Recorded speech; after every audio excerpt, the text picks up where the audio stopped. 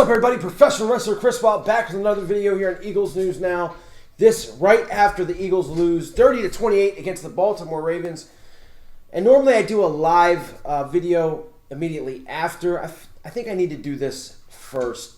A lot of emotions felt through this game. That first quarter of football, I had never felt, I've never seen a game that was so hard to watch.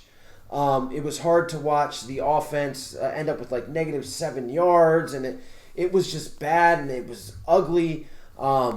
You know, everything that you didn't want this game to be. Now, look, we knew coming in that the Eagles were undermanned, but their second-string guys had started to play good. You started to feel okay about them, and then it just went south. The Eagles were down 17-0.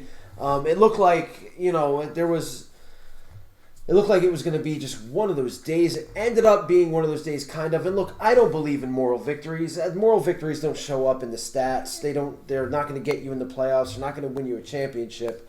But if there's ever a definition of a moral victory, today would be that day. What I saw from this team, what I saw from Carson Wentz in particular, was just unbelievable.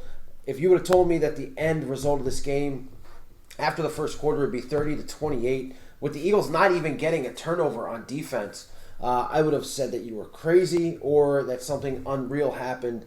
But the Eagles showed a lot of fight. I don't think, and I can't, for people that aren't Eagle fans that might be checking out this video, the Eagles are so undermanned. You know, last year was the practice squad coming to play. This isn't even the practice squad. This is like the waiver wire squad.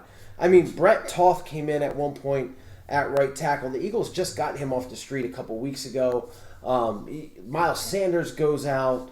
Zach Ertz goes out. Jason Kroom catches a touchdown. Travis Fulgham with another big day. And that's another video that you'll be seeing this week on Travis Fulgham. But just unreal. Now, look, if you're going to talk about one guy to really be upset with, it would be Doug Peterson. Some of his play calls were just atrocious. The second two-point conversion, I have no idea what they were going for there. Why go for an RPO in your offensive line? You've got one starter left in your offensive line, and they're facing an amazing Ravens defense. Is unreal to me. I just don't get it. I don't understand it. But it happened.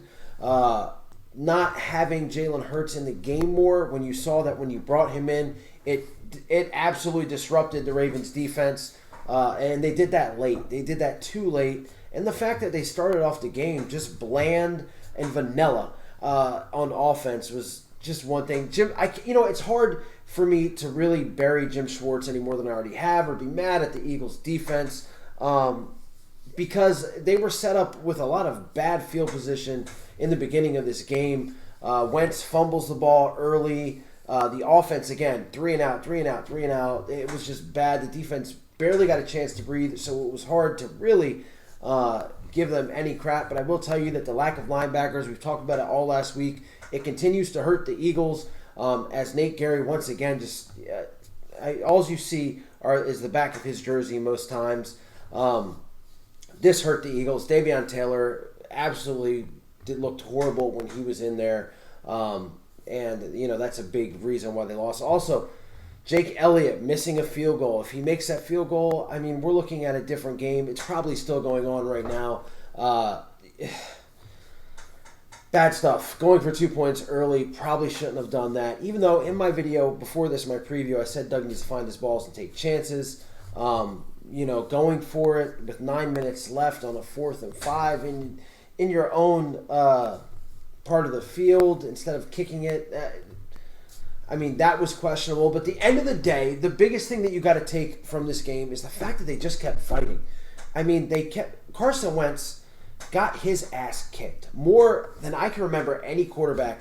It was to the point where, and everybody knows that watches this channel, I'm a Carson Wentz guy, but it was to the point where I was about to throw the white flag. Like, just take him out. Like, I felt like Rocky holding Apollo Creed. You know what I mean? Like, that's how I felt, because I was ready to see Jalen Hurts come in, not because Jalen Hurts would have a better time, and maybe he would because he can move a little bit better, but the fact that Carson was just getting beat up so bad, but it didn't stop him.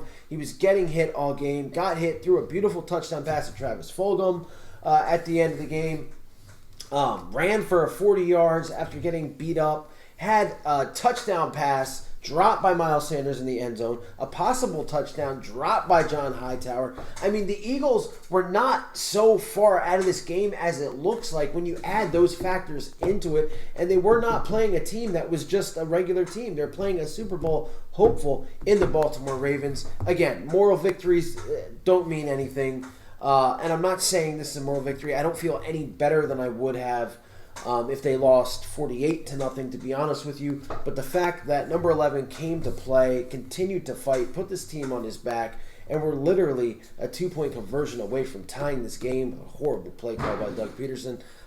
It gives me a little bit more to. It makes it to the point where I'm not going to be embarrassed to wear this jersey or wear my Eagle stuff around this week. And again, the amount of, and I'll go through this in another video this week, the guys that they have lost, it's unbelievable how many people and all the injuries that the Eagles have had to go through, not just on the offensive side of the ball, but the defensive side of the ball. Even today, losing Jalen Mills for a little bit. Kevon Wallace went out early. I mean, it has been absolutely unbelievable the amount of injuries this team has had the past 3 years, and this year has been the worst so far.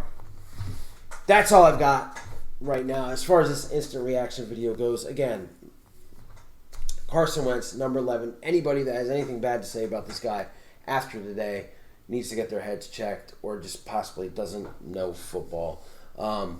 Doing what he did with one starter left on his offensive line and receivers that we didn't know before the season started was unreal against a team like the Ravens. That's all I got, guys. I will do my live video a little bit later, probably right after this. Stay safe, stay healthy. Go Birds. I'll see you later. E-A-G-L-E-S Eagles! E-A-G-L-E-S Eagles!